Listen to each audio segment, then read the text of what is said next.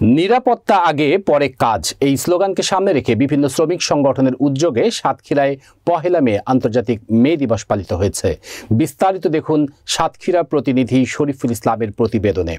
বুধবার সকাল ৮টায় সাতক্ষীরা শহরের বিভিন্ন স্থানে পৃথকভাবে দিবসটি পালন করা হয়। দিবসটি উপলক্ষে বাংলাদেশ নির্মাণ শ্রমিক ফেডারেশন সাতক্ষীরা জেলা শাখার আয়োজনে র্যালি ও সংক্ষিপ্ত আলোচনা সভা অনুষ্ঠিত হয়। বাংলাদেশ নির্মাণ শ্রমিক ফেডারেশন সাতক্ষীরা জেলা শাখার সভাপতি মোহাম্মদ জুম্মান আলী সভাপতিত্বে প্রধান অতিথি হিসেবে উপস্থিত ছিলেন সদর উপজেলা পরিষদের চেয়ারম্যান প্রার্থী মশিউর রহমান বাবু।